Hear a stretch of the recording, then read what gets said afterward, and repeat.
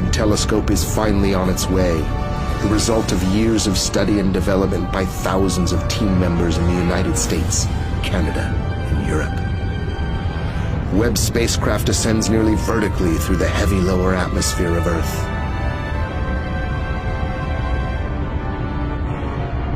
As the rocket reaches maximum acceleration, the spent solid rocket motors are jettisoned safely into the Atlantic Ocean.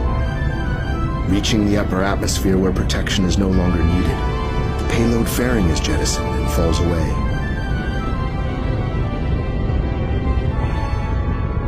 Accelerating through the atmosphere, the Ariane 5 rocket's first stage expends its fuel and shuts down. The empty first stage then separates from the upper stage. After first stage separation and before second stage ignition, the Webb telescope has a slightly downward trajectory as it speeds over the Atlantic Ocean. The upper stage motor ignites and the ascent to L2 resumes, never again to be interrupted. The exposed telescope is delicate and must be protected from the sun's fierce heat. To avoid overheating and damage, a carefully designed series of oscillations are performed that provide the necessary protection. Near the end of powered flight, the roll program stops and the launcher then assumes the proper attitude for separation.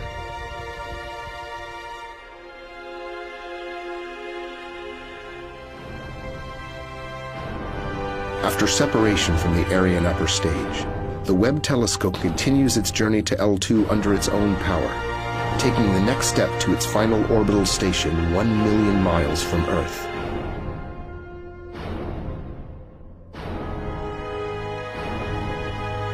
The Webb telescope is about to unleash a new dawn of discovery.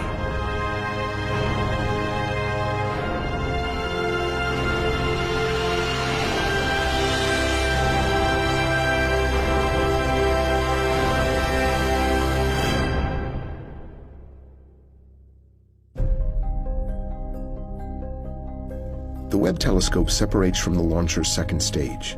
The white ring close to the Earth represents the Hubble Space Telescope's orbit, and the larger orbit is the geosynchronous orbit where most telecommunications satellites are located.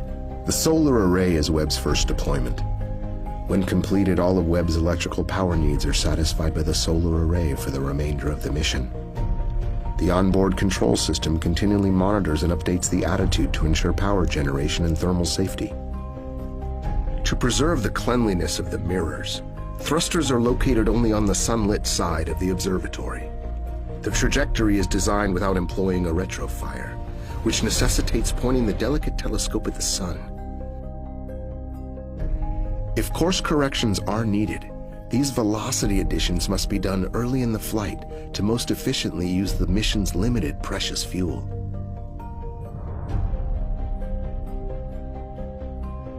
After completing mid-course corrections, the Webb telescope passes the orbit of the Moon.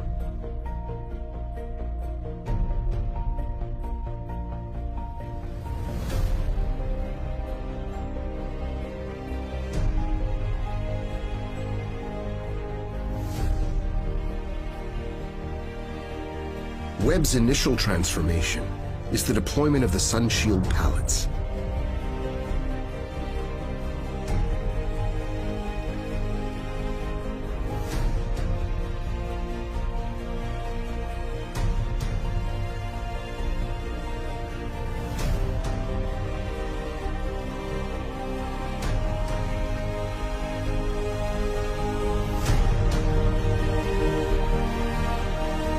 The tower separating the telescope and instruments from the spacecraft and sunshield is next.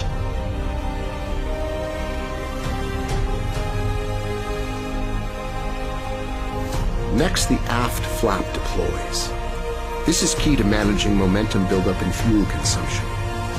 This structure helps to balance the pressure from the sun's light on the Webb telescope around its center of mass. After the sunshield pallets reach their final positions, the membrane launch restraints are released. These have kept the sunshield membrane safely in place from final stowage at the Northrop Grumman facility in California through shipment and launch. The sunshield protective covers roll back, permitting membrane deployment.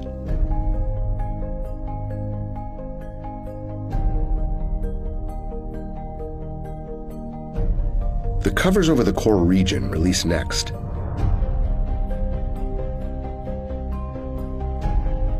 Then the mid-booms extend and the sun shield assumes its hexagonal tennis court-sized shape.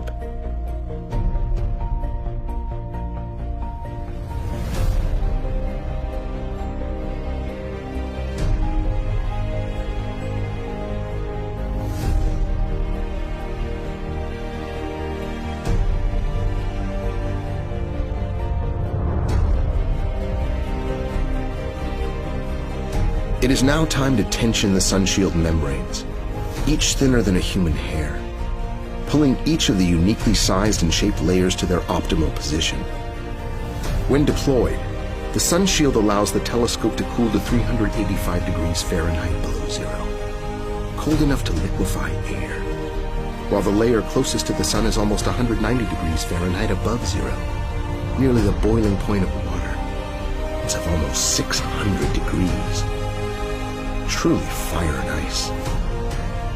Once in the shadow of the deployed sunshield, the telescope and instruments continue cooling down to their final operational cryogenic temperatures.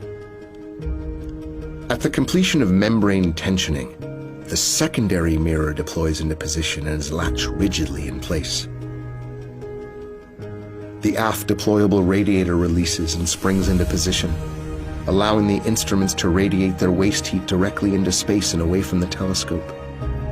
Disposing of excess heat is crucial to the mission, so that it does not overwhelm the faint infrared signals to be collected from the cosmos. The cord-fold wings deploy and latch in place, completing the major deployments of the largest telescope in space.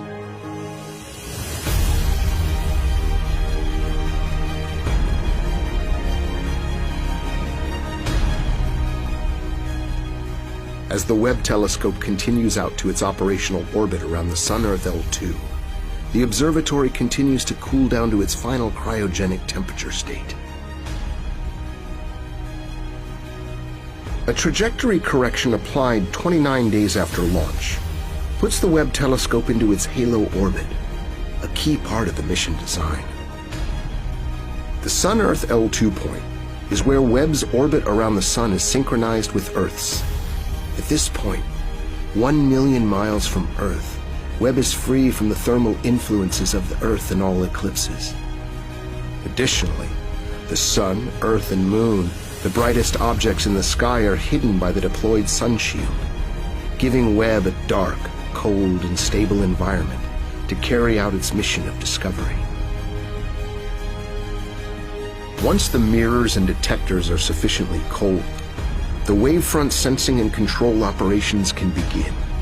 This sophisticated multi-step operation's ultimate goal is to position each of the Webb telescope's movable mirrors into their correct final positions and orientations. Once the mirrors are aligned, the mission team will continue checking out the science instruments, preparing them for operations. Commissioning is completed about 160 days after launch, and the science mission is ready to begin. This brings to fruition the work of the thousands of members of the Webb team from the United States of America, Canada, and Europe. Astronomers from all over the world can now use this facility to study the universe.